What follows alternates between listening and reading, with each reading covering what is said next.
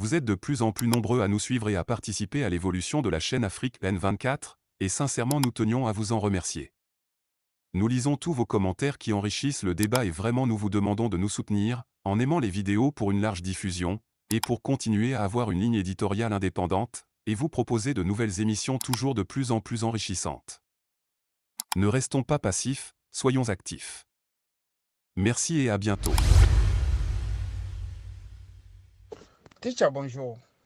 Teacher, effectivement, la rumeur d'hier est devenue une clameur. Hier tard, un homme politique togolais m'avait appelé, mais je n'ai pas pu décrocher parce que j'étais endormi. C'est ce matin que j'ai pu me rendre compte que il m'avait écrit que Bertin Agba est décédé. Et comme toujours, en Afrique, un décès a toujours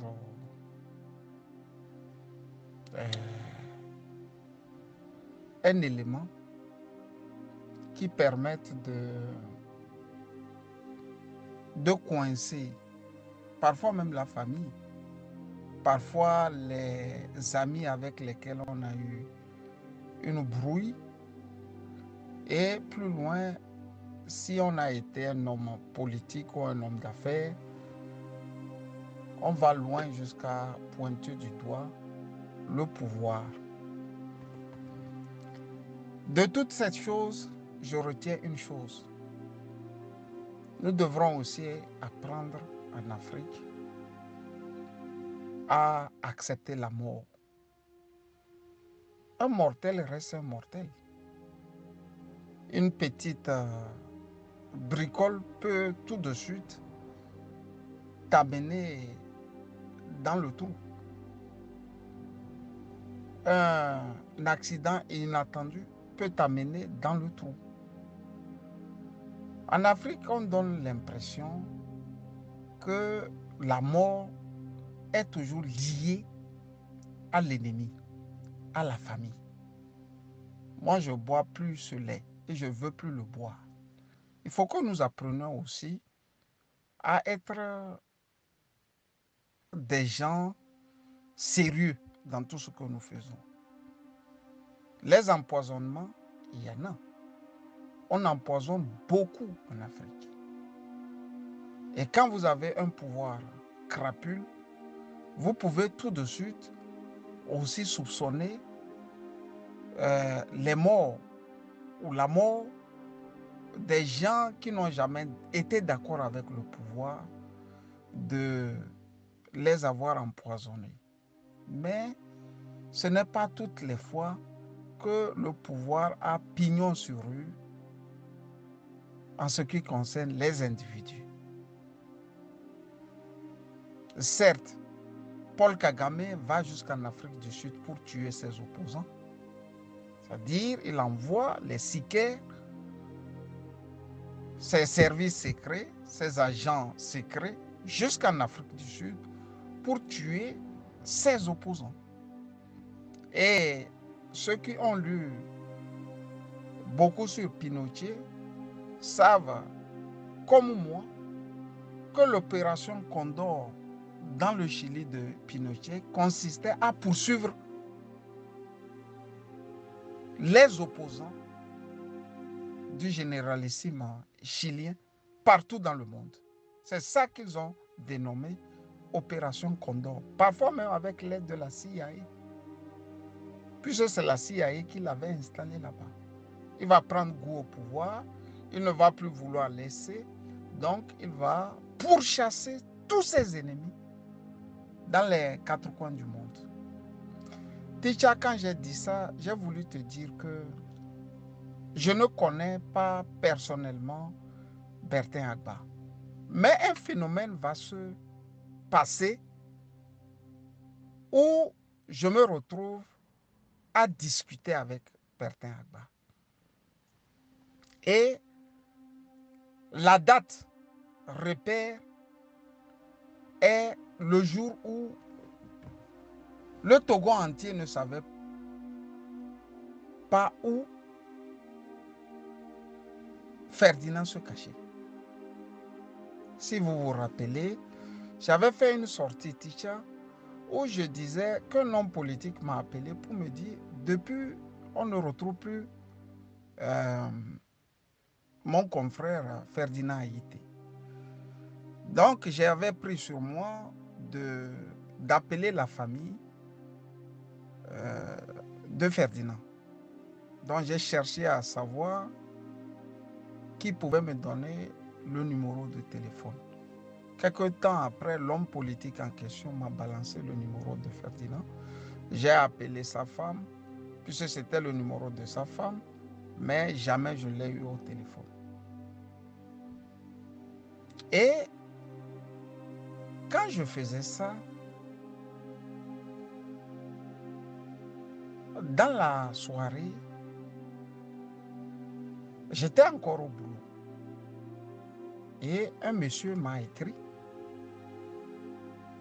Et disant ceci, son écrit disait ceci: c'est ton frère de l'Afrique du Sud. Sans même m'avoir dit bonjour, comment vous allez, il a écrit seulement: c'est ton frère de l'Afrique du Sud. Bon, pour moi qui ai pratiquement une éducation allemande, je sais que les Allemands m'ont appris deux choses qui ne coûtent pas: dire bonjour et dire merci. C'est-à-dire dire Guten Morgen et dire Danke. Pour les Allemands, on ne joue pas avec ça. Parce que pour ce peuple, dire bonjour ne coûte rien. Et dire merci à celui qui t'a donné quelque chose ou bien t'a fait une faveur, cela aussi ne coûte rien. Donc quand il m'a écrit, il n'y avait pas ce bonjour, ni un bonsoir. Nerveux, je lui ai répondu: Ticha, tu connais, quand je veux te mépriser, j'ai ce comportement très méprisant. Si vraiment je sens que tu ne m'as pas respecté, bien sûr. Donc je l'écris d'abord et je lui dis: monsieur, je n'ai pas un frère en Afrique du Sud, c'est de un. Et du deux, quand on a un petit frère ou un frère quelque part, la décence voudrait qu'on lui dise au moins bonjour ou bonsoir. Je suis désolé, ce n'est pas à moi de vous apprendre les bonnes manières. C'était ce que j'ai répondu à Bertin Agba, sans savoir que c'était Bertin Agba qui se cachait derrière. Donc il a répliqué 5 minutes après pour me dire: c'est Bertin Agba, je veux te parler. Je lui ai réécrit pour lui dire: alors, on pourra se parler seulement quand je suis à la maison. Je suis actuellement au boulot et quand je rentre, je vais vous appeler. Effectivement, quand je suis rentré, je lui ai écrit un mot pour lui dire que je suis rentré. Et il m'a appelé. Il m'a appelé tout de go. Il m'a fait savoir qu'il me suivait depuis l'Afrique du Sud. Et il aurait aimé que je continue par faire ce que je fais là. C'était son vœu le plus cher. Il me disait de continuer par faire ce que je fais là. Qu'il me suivait au millimètre près. Je lui dis merci. Et on prit quelque temps, je peux dire une bonne vingtaine de minutes, à parler du Togo. Ce que j'ai remarqué chez lui est qu'il avait vraiment un français châtié. Bertin Agba parle bien français. C'est ce que j'ai d'abord remarqué avec lui. Il avait vraiment un français classe, quoi. J'ai aimé tout de suite. On a causé du Togo, on a causé du pouvoir et on a causé aussi du spleen qu'il avait. C'est-à-dire le mal d'être qu'il avait, d'être en Afrique du Sud et ne pouvant même plus aller dans son pays. Je lui fis comprendre que nous tous, on est désormais au pilori. Il m'a raconté des choses pas trop denses que ça, mais on a parlé du pouvoir. Et il ne cessait de dire que, ben, écoute, petit frère, tôt ou tard, ils partiront, ces gens. Ils partiront, ils partiront, ils partiront. Donc, c'est sur ces mots on s'était laissé. Et ce que j'ai remarqué, et ce qui me fait dire actuellement que non, ce n'est pas forcément la maladie qui pouvait l'emporter, est que aussitôt que Ferdinand est parti, il y a une certaine presse au Togo qui a fait ressortir le dossier Bertin Abba. C'est-à-dire, j'ai rien compris de ça, quoi. C'est-à-dire, c'est comme si le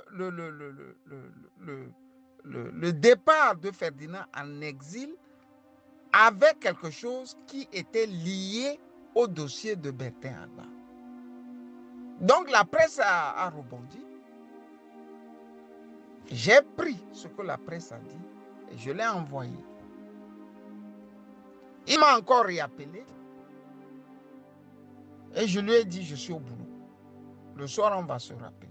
Il m'a demandé à quelle heure il pouvait m'appeler. Je lui ai dit autour de 18 h, c'est bon. Effectivement, autour de 18 h, heure d'Allemagne, il m'a appelé et il m'a brossé de ce dossier. Je l'entends encore me parler. Il me disait, ce pouvoir n'a plus honte. Ce pouvoir n'a plus honte.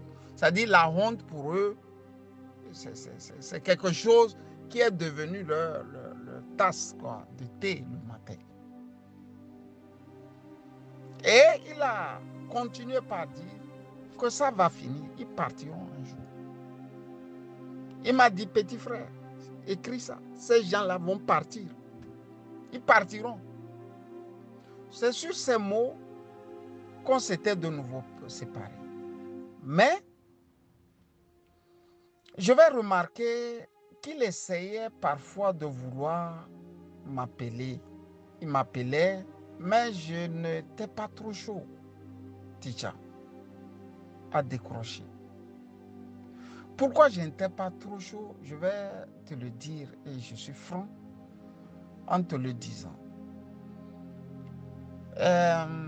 Avec l'affaire de l'Émirati, j'ai pu voir le rythme de vie du désormais feu Bertin Agba.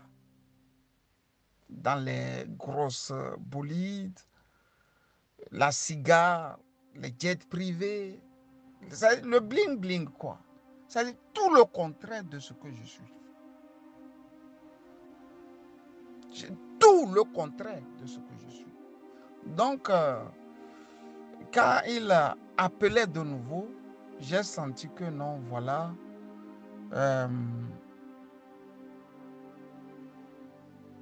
ça pouvait aller à une amitié. Et je ne voulais pas. Parce que je ne voulais pas avoir à discuter de tout ce qui est, de tout ce qui est, de tout ce qui est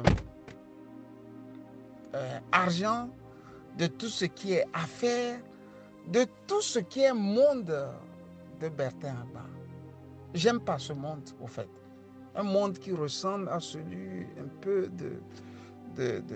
du premier ministre ivoirien, Ahmed Bakayoko, où c'est la vie de dandy, là. Moi, je n'aime pas trop cette vie. Donc, quand il appelait, je ne décrochais pas. Ce n'était pas parce que je ne le respectais pas, non. Mais parce que j'avais peur de me retrouver à parler d'une telle vie et consort.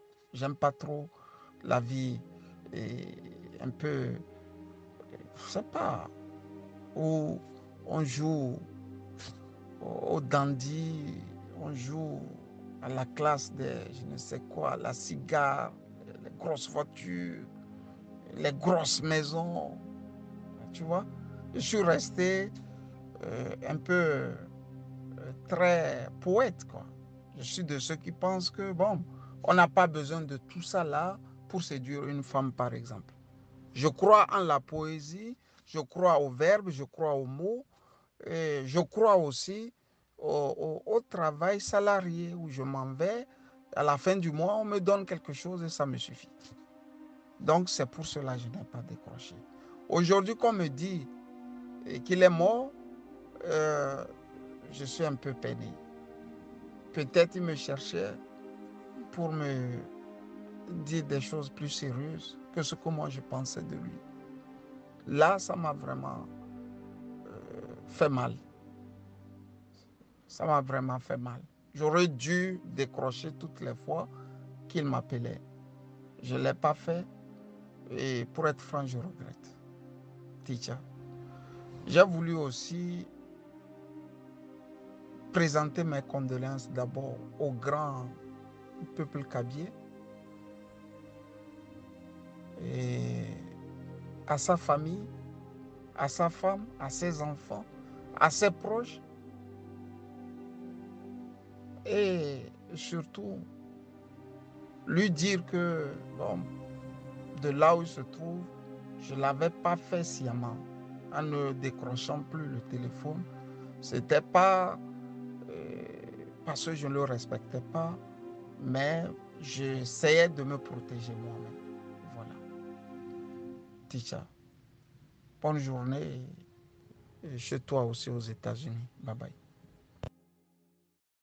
Vous êtes de plus en plus nombreux à nous suivre sur Afrique N24, et vraiment nous tenions à vous en remercier. Nous lisons tous vos commentaires qui enrichissent le débat et vraiment nous vous demandons de nous soutenir pour continuer à avoir cette ligne éditoriale indépendante, et vous proposer des émissions toujours de plus en plus enrichissantes. Merci et à bientôt. Likez la vidéo si ce n'est pas déjà fait. Laissez aussi votre point de vue en commentaire. Abonnez-vous et cliquez aussi sur la petite cloche de notification pour ne rien rater de nos prochaines vidéos. N'oubliez pas de partager aussi la vidéo et de la liker.